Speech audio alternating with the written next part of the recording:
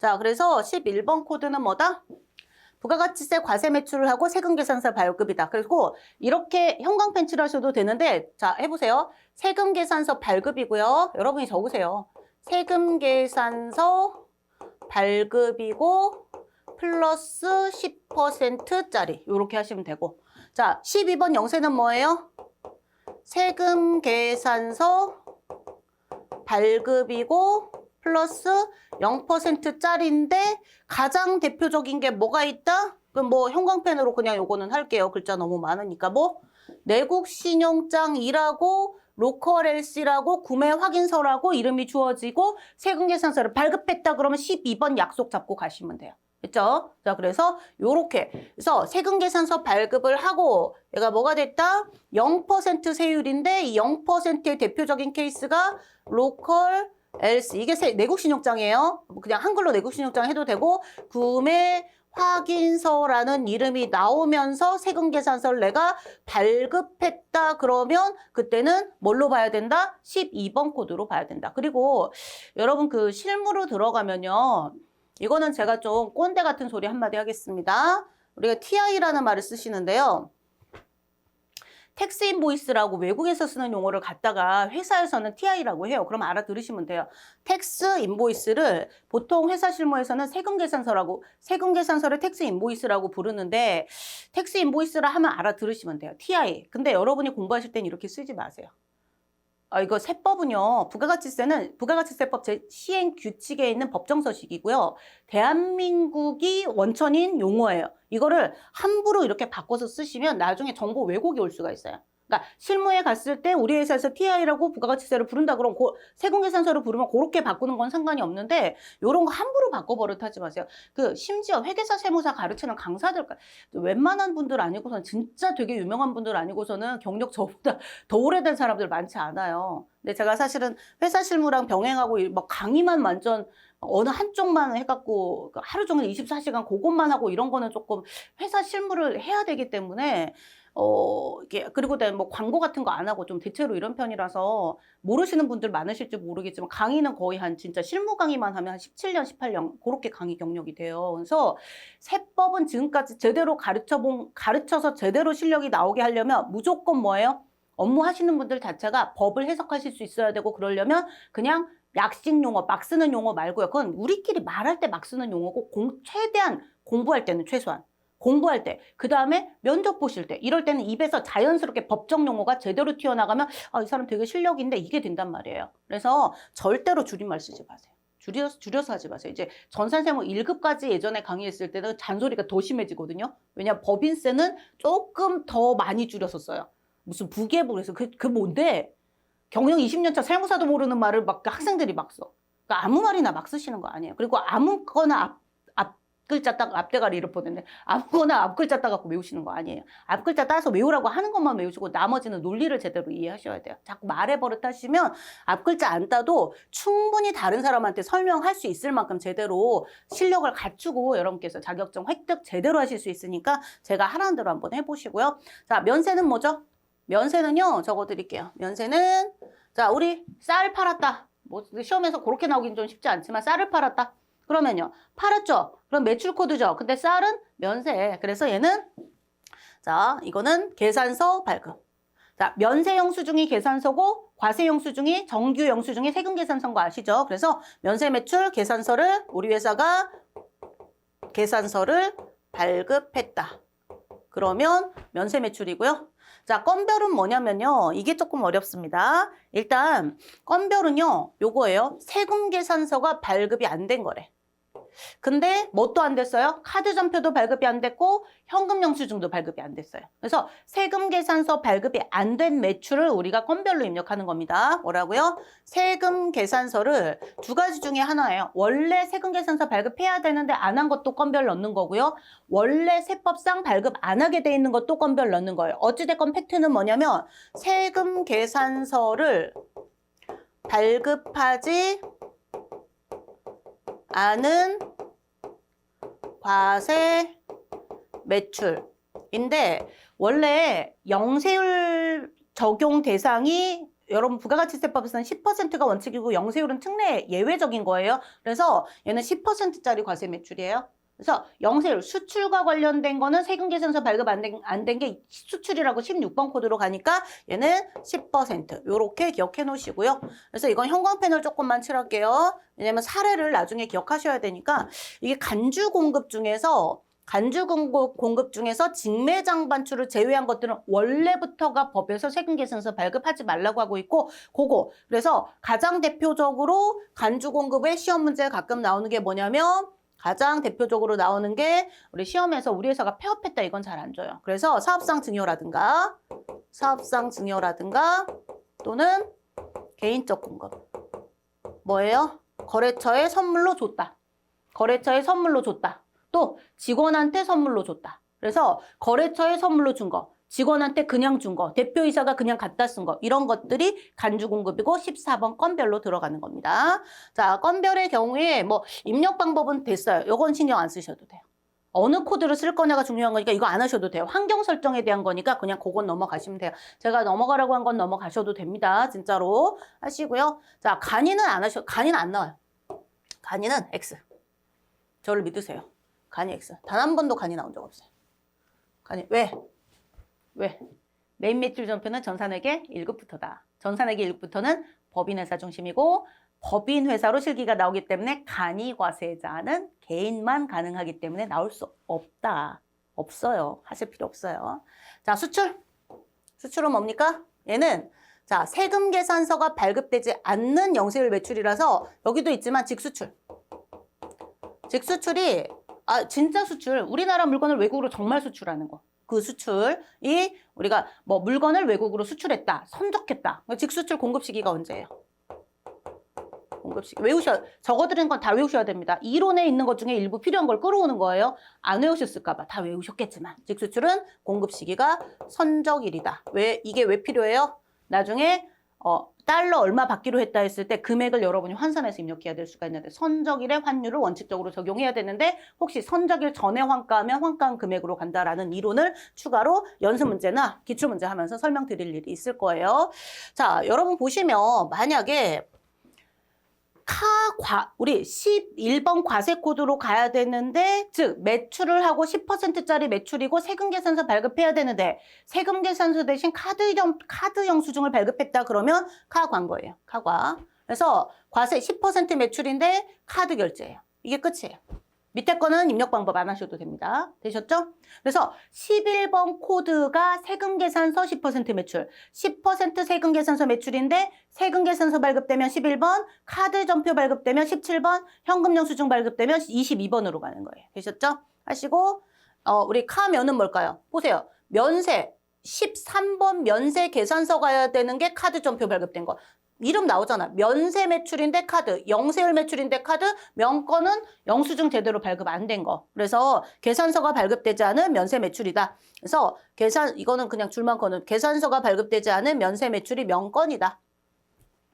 영수증이 없는, 그러면 아까 14번 건별이 세금계산서 10% 매출인데 부가가치세 과세 매출인데 영수증이 없는 거라고 그랬죠? 명건은 면세 매출인데 건이니까 영수증이 아예 없는 거. 그렇게 생각하시면 되고요. 전자는 안 하셔도 돼요. 전자는 시험에 안 나와요. 안 나오고 자, 전자는 전자화폐로 결제받은 거. 그런 걸 얘기하는 겁니다. 전자 세금계산서가 아니에요. 그것만 조심하시면 되고요. 그 다음에 여기 보시면 현과가 뭐예요? 자, 세금계산서 10%짜리 매출 11번 가야 되는 걸 현금영수증 발급하면 현과라고요. 그래서 현금영수증 10% 과세 매출. 됐죠? 뭐 지출증빙용 소득공제용 필요 없어요. 어찌됐건 매출인데 현금영수증이고 원래 11번 코드 가야 되는데 전표만 세금계산서가 아니고 현금영수증이다. 그러면 이걸로 가시는 거고 현면 딱 봐도 그러니까 이 현과, 현면, 현영에 이때 현은 뭘 의미하는 거예요? 얘는 현금영수증이죠.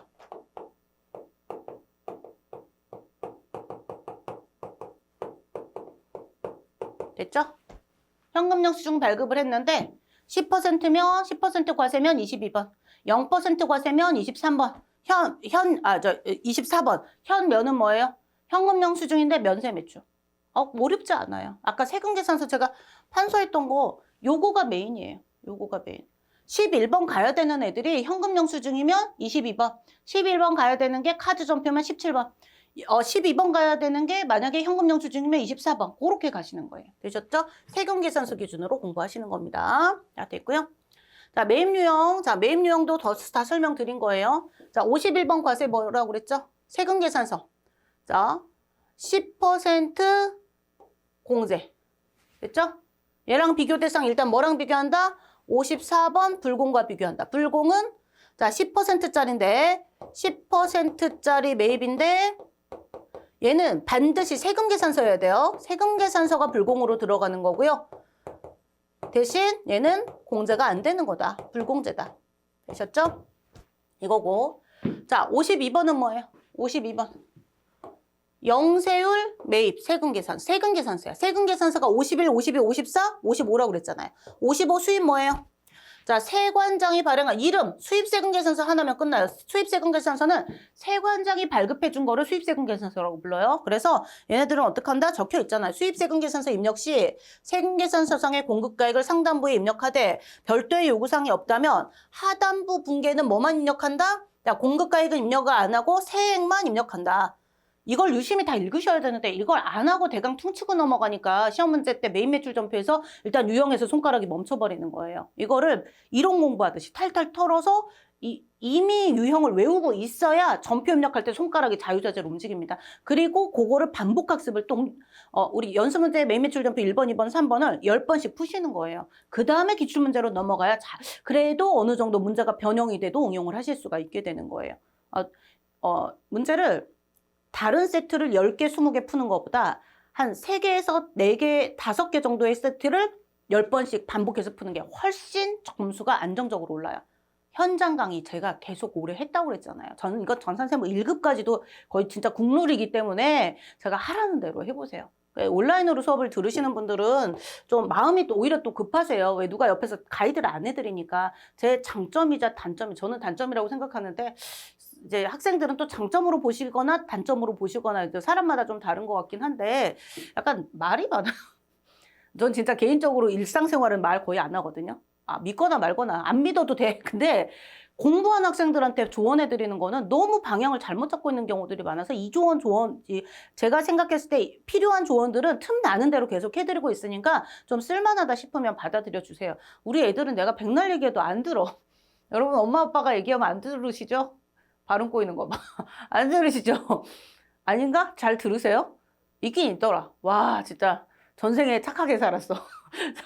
아니, 그러니까 내 애들은 맨날 이거 열심히 하라고 진짜 충심 어린 조언, 진심 어린 조언을 해줘도 잔소리로 듣지 안 받아줘요. 그래서 약간 그냥 제 아이들은 아니지만 이렇게 말하면 건방지지만 내 수험생, 내 자식들, 내 수험생, 내 제자들한테는 진짜 공부하는 방법. 그래도 제가 나름대로 가르치는 사람이니까 제가 공부하는 방법, 실무 이렇게 공부하면 실무도 잘하고 자격증도 무조건 딴다.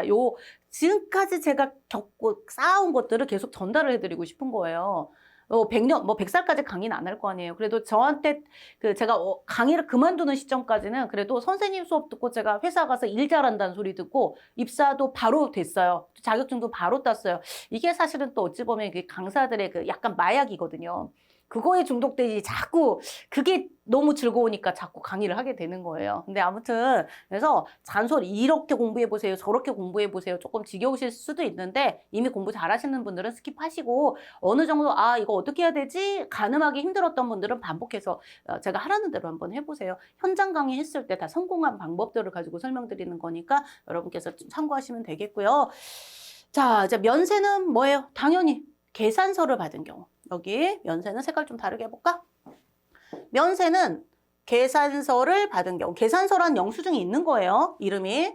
자, 불공은요. 자, 일단 사업과 무관. 여기 이제 불공제 사유로 가면 54번 불공 코드를 입력하면 중간에 이제 불공제 사유 위에 상단부와 하단부 중간에 뭐가 불공제 사유를 입력하는 코드가 나오는데 이 코드 입력 안 하시면 안 되거든요. 근데 여기 있는 게 불공제 사유에 다예요. 그래서 시험에 나오는 거는 자 필요적 기재사항 누락은 좀 시험에 나오긴 쉽지 않고요. 사업과 무관하다. 업무와 무관하다.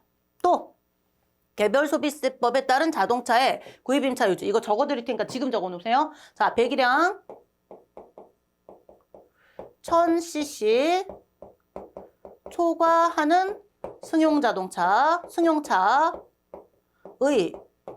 구입, 임차, 유지는, 유지가 기름값. 이건 임차는 렌트카, 렌트 비용. 유지는 기름값 또는 수리비는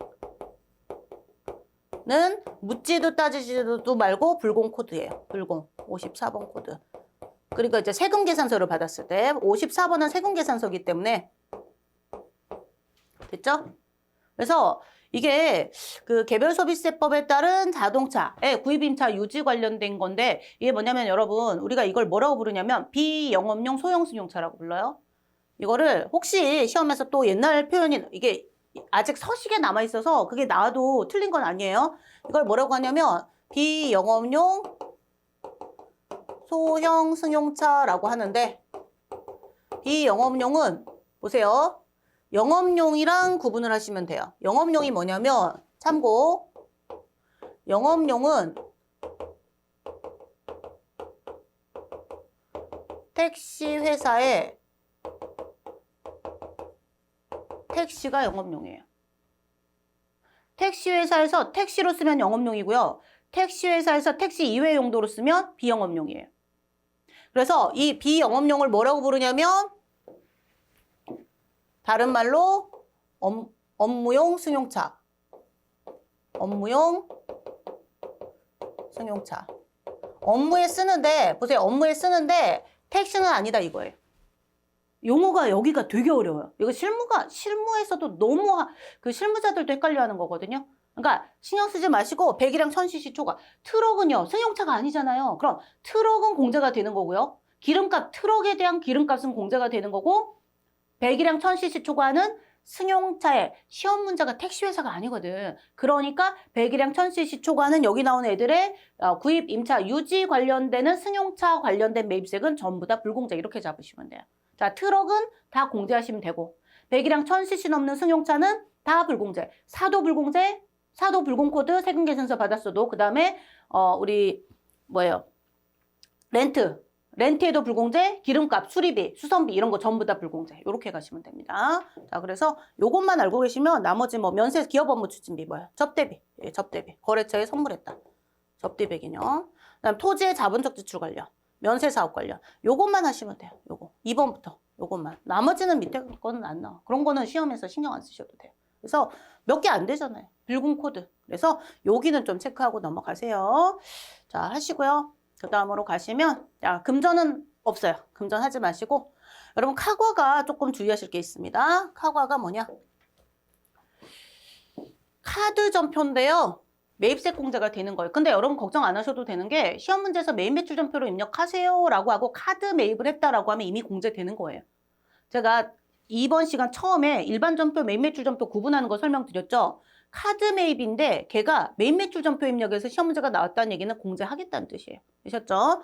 그래서 공제할지 말지 만약에 판단하게 주는 문제다 그러면 아직까지는 그런 유형이 많이 안 나왔지만 혹시 그렇다 그러면 그건 난이도 엄청 높은 문제예요. 그래서 일단 카과는 뭐다? 공제 가능 신용카드 전표. 됐죠? 근데 카과니까 10%짜리 매입인 거예요. 됐죠? 그러면 현과는 뭘까? 동일한 거. 카과하고 현과하고 동일한 상태인데 영수증 이름만 신용카드냐 현금 영수증이냐 그게 바뀐 거예요. 되셨죠? 그것만 조심하시면 되고요. 카면은 봐봐. 자, 50번 때니까 매입이잖아. 매입인데 영수증 없는 면세 매입, 영수증은 있는 카드 영수증인데 영세율 매입, 카드 영수증인데 면세 매입. 그거에 따라 처리하시는 거예요. 이건 그냥 그림 보고 하시면 되고 현면은 현금 영수증 면세 매입. 됐죠? 그렇게 가시면 됩니다. 현영은 뭐 거의 없어서 그냥 넘어가요. 자, 수량 단가 공급가액 부가가치세 문제에서 준 대로 입력하시는 거고요. 자, 여러분 이거 입력하실 때 항상 이건 너무 당연히 프로그램에서 그렇게 안 하면 안 넘어가지니까 체크를 하셔야 되겠지만 거래처는 이름으로 입력하는 게 아니고 코드로 입력하셔야 돼요. 그리고 코드는 시험 문제에서 특별히 언급이 없으면 이미 입력이 돼 있는 코드를 조회해서 입력하는 거지 여러분이 설정하시는 게 아닙니다. 그럼 거래처 코드 번호로 채점 프로그램이 돌아가거든요. 거래처 코드를 조회해서 입력하셔야 되는 거예요. 그래서 일단 만약에 시험 문제에서 가끔 이런 걸 줄 때가 있어요. 거래처 코드 등록해가지고 입력하세요. 만약에 그렇다 그러면 전표 입력하면서 하면 방법이 있어요. 000 3개 누르고 하면 방법이 있는데 그거 저는 추천하지 않습니다. 만약에 시험 문제에서 그 거래처 코드를 신규로 입력하고 나서 입력하세요라는 주문사항이 문제에서 주어졌다 그러면 그때는 먼저 거래처 등록 메뉴에 일단 등록을 하고 나서 전표 입력을 하는 게 더 좋다. 이렇게 해보세요. 그러면 훨씬 문제풀이가 간단해질 거예요. 그래서 여기까지.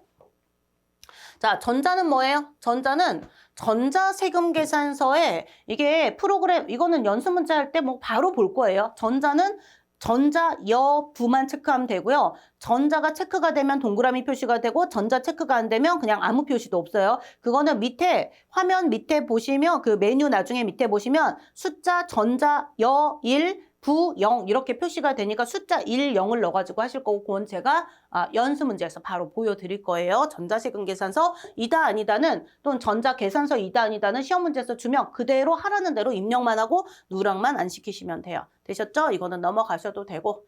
자, 하단부 입력인데요. 하단부 입력을 할 때 우리 상단부의 끝부분에 전표 입력 코, 우리 전표 구분을 자, 여기 분계죠. 분계를 선택하라고 해요. 자, 보세요. 분계 없음. 요거는 결산자료 입력할 때 나올 수가 있어요. 왜냐면, 그러니까 결산자료 입력이 아니고 부가가치세 신고서 입력. 우리 실기문, 시험 문제. 요거는 전표 입력 시험에서는 안 나오고요. 부가가치세 신고서 작성하세요 라는 시험 문제에서 전표 입력은 생략하고 부가가치세 신고서만 반영해보세요. 그러면 전표 코드에 0을 집어넣으면 상단부 끝부분에 전표에 0을 입력하면 하단부 분계 없이 바로 뒤로 넘어가요. 그러니까 부가가치세만 입력하고 밑에 거 입력 안 하려면 0을 입력하시면 돼요. 그거는 언제 나온다? 부가가치세 신고서에서 나온다. 그래도 알고는 계시고요. 네, 전표 입력 메뉴에서는 0 하시면 안 돼요. 자, 현금거래, 외상거래, 혼합거래, 카드거래. 근데 저는 개인적으로는 평상시에는 그냥 3번 코드 해갖고 혼합, 차변, 대변 직접 입력해버리는데 카드 매출이나 뭐 카드 결제가 됐을 때는 4번 코드 쓰는 게 되게 편할 수도 있어요. 그거는 이제 연습 문제 풀면서 해드릴 거예요. 자, 하단부 분계를 하지 않을 경우에는 어떻게 한다? 하단부 분계 없이 그냥 상단부만 분계한다. 이게 무슨 얘기냐면 부가가치세 신고서만 작성하고 싶다. 그래서 이 0을 입력하는 게 전표 입력해서 부가가치세 신고서에 반영하세요라는 기출문제가 어디에 있어요? 실제 있어요. 부가가치세 신고서 작성 문제 있어요. 그러면 그거 할 때는 하단부 분계는 생략하시오. 그러면 분계 자리에 0을 집어넣고 그냥 위에 상단부에 부가가치세 관련된 것만 입력하면 된다. 그거는 알고 계시고요. 그 다음에 얘가 조금 달라요. 전액, 우리 전표에서 전액 출금 또는 입금 전표는 그게 현금거래예요. 1번이에요. 되셨죠? 그 다음에 차변에 이게 이제 계정 과목이 정해져 있어요. 차변의 외상 매출금 또는 대변의 매입이면 대변의 외상 매입금. 다른 계정 없이 차변의 외상 매출금 코드 하나, 또 대변의 외상 매입금 코드, 전액을 기입할 때는 2번 코드예요. 외상 분계. 그러니까 흔한 분계는 아닌데 혹시 나오면 쓰면 좋긴 한데 개인적으로 1번, 2번 만약에 1번과 2번을 써야 될 때는 개인적인 추천은 그냥 3번 코드로 쓰시는 게 좋아요. 일반적인 차변, 대변으로 입력하는 3번으로 이게 혼합 분계거든요. 그냥 혼합이라고 불러요. 그래서 혼합 코드라고 이름이 혼합으로 돼 있으니까 일반적으로는 3번을 쓰시고요.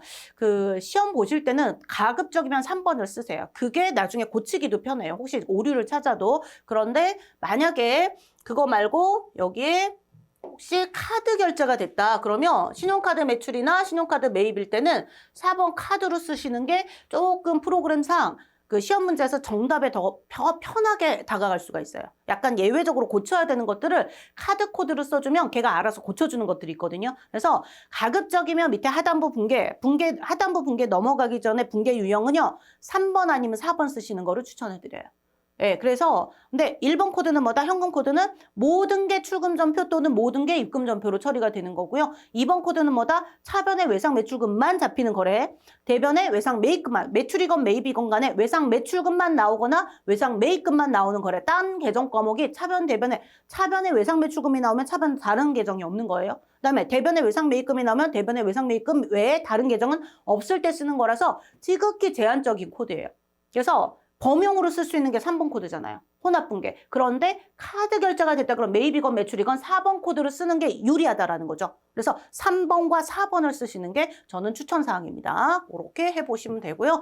전표 유형 요거는 신용카드사 거래처 코드 걸어야 된다 이런 거는 그냥 한 번만 해보면 돼요. 이런 거는 이론적으로 중요한 게 아니라 그냥 입력하면 된다 하시면 되겠습니다. 그래서 가급적이면 뭘 써라? 요거.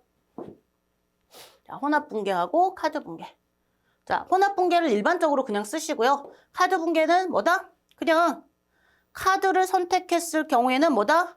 미수금하고 미지급금이 나올 거다. 뭐 그게 아니라고 하더라도 상관이 없어요. 그거는 문제를 보면서 여러분께서 고치시면 되는 거고요. 그래서 3번, 4번 코드. 이 분계 유형보다는 뭐가 더 중요해요? 아까 11번부터 우리 54번, 64번 코드까지, 62번 코드까지 우리 매입 코드, 매출 유형 코드, 그게 중요합니다. 우리 매입 매출 전표 입력 방법은 방금 설명드린 내용이에요. 그래서 세금 계산서를 보면서 입력하는 거, 요런 것들은 이거 글자 읽을 필요 없어요. 요거는 제가 연습 문제 풀기 전에 워밍업으로 한 번씩 간단하게 보여드릴 거니까 요거는 그냥 여러분께서 제가 연습 문제 할 때 일단은 1번 문제 들어가기 전에 가볍게 이렇게 본문에 돼 있죠? 이렇게 연습해 보셨죠? 하고 갈 거니까 여러분이 어떻게 하시냐면 특히 매입 매출 전표 입력을 거의 처음 하시는 분들, 아예 처음 하시거나 전산회계 1급 할 때도 그냥 좀 자세히 공부를 생각하지 않고 그냥 문제를 외웠다 그랬던 분들은 읽으면 손가락으로 짚어가면서 이렇게 입력하는구나 라고 본문을 읽는 용도로 한번 봐가지고 오세요. 그러면 여기를 한번 가볍게 이런 식으로 이렇게 이런 부분들을 조심해야 되겠구나 하는 게 돼 있다 그러면 연습 문제를 저랑 1번 문제 풀이 바로 들어가면서 이런 거 조심해야 되는 거 알고 계시죠 했을 때 받아들일 수가 있어요. 그리고 어느 정도 본문을 2번, 3번 제대로 읽으셔서 제가 말씀드린 특히 그 매출 유형 코드를 자유자재로 쓰실 수 있을 만큼 자신감이 생겼을 때 문제를 푸시면 그걸로 끝나는 게 아니고 또 여기서는 새로운 계정이 나오잖아요. 그러니까 잘 나오는 유형이 있어요. 많이 풀다 보면 그 유형이 외워지는데 그거를 손으로 깜지 쓰면서 외우는 건 의미가 없어요. 손가락이 외워야지. 자꾸 반복해서 여기 있는 3개의 연습 문제는 무한 반복, 최소 10번 이상 반복이에요. 반복하셔야 돼요. 그러면 기출문제 푸실 때 새로운 유형이 나오더라도 전표가 5개다 그러면 3개에서 4개는 원래 이 유형에서 나오는 거고 추가로 하나만 더 얹어가지고 회계 이론과 부가가치세 이론을 얹어서 본인이 응용해서 계정 과목을 찾으시되 매입 매출 전표가 일반 전표보다 쉬워요. 공부가 제대로 되면. 왜요? 유형 코드만 제대로 해주면 분계가 뭔가 자동 생성해 주는 것들이 많잖아요. 입력해보시면 저는 개인적으로 일반 전표 입력 시험 문제보다 매입 매출 전표 입력이 조금만 신경 쓰면 훨씬 정답을 찾아내기 더 좋은 시험 문제 유형이라고 생각하거든요. 그거는 선생님 생각이고 이러면 어쩔 수 없지만 한번 믿어보세요. 열심히 공부하시고요. 다음 시간에 우리 일반 전표처럼 매입 매출 전표도 하나씩 끊어가면서 연습 문제 하나, 그 다음에 1번, 연습 문제 2번, 연습 문제 3번을 순차적으로 설명을 해드릴 거예요. 그러면 1번 끝나고 나면 1번 들어가기 전에 뭐 하셔야 돼요? 본문 복습하시면서 유형 코드 외우시고 1번 끝나고 나면 1번을 3번에서 10번 정도, 개인 추천은 10번인데 너무 부담스럽다 그러면 3번, 최소 3번은 풀어보시고 2번으로 넘어가시면 들어갈수록 조금 새로운 유형을 추가로 연습하실 게 한두 개씩 더 생길 거예요. 그렇게 연습을 하도록 하겠습니다. 오늘은 매입 매출 전표 입력 본문이었고요. 설명할 게 유형 코드가 상당히 어려운 내용들인데 여러분 열심히 잘 들어주셔서 감사합니다. 복습 열심히 하시고 다음 시간에 매입 매출 전표 연습 문제 1번 문제 들어가겠습니다. 수고하셨습니다.